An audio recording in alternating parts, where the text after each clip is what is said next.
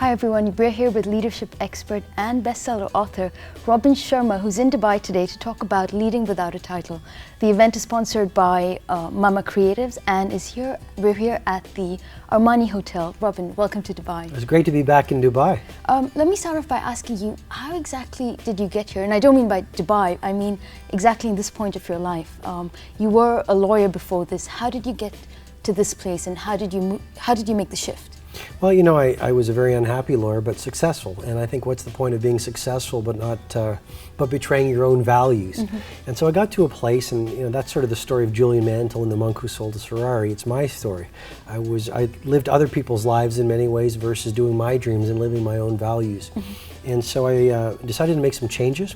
I left the law. I spent a lot more time alone thinking about what I wanted my life to stand for and who I wanted to become. These changes made a big transformation.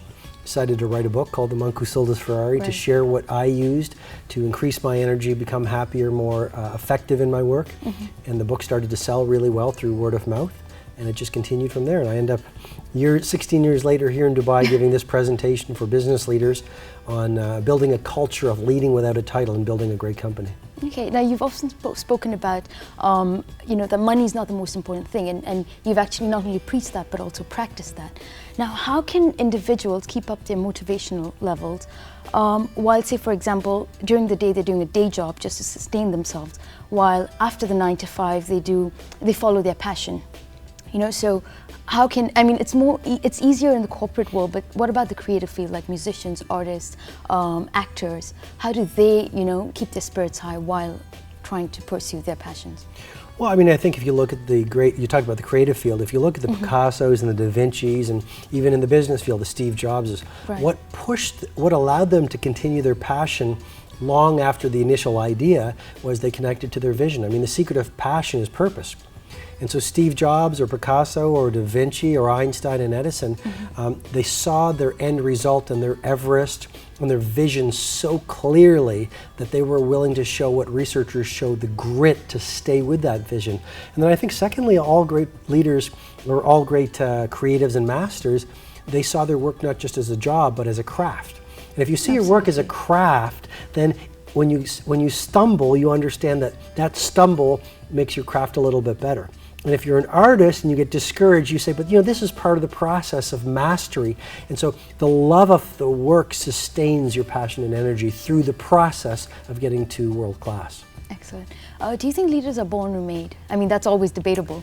I think in many ways they're made. I mean, today is based on my book. The presentation is based on my book, The Leader Who Had No Title. Right. And that's really a manual to help any employee, any human being play at world class. Do Lady Gaga level work or Warren Buffett level work, or do their work like Jay-Z does his music and creates what he does. So I think anyone can, the science actually says we're all born into genius, that our brain has limitless capability, but we develop these learning disabilities, these assumptions, and these false beliefs about ourselves that cause us not to lead but be victims. And what I'm trying to share with people is we all have that ability, and science confirms it, but most of us don't know the things to do to play at that level. Okay. You inspire millions every day.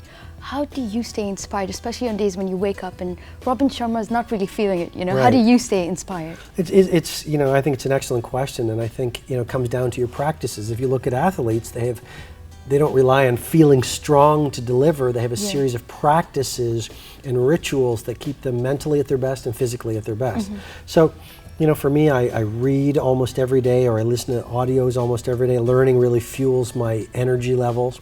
I try to stay fit and exercise almost every day. I try to eat really, really well. I surround myself with excellent people. I'm very careful about allowing any toxic influences into my lifestyle.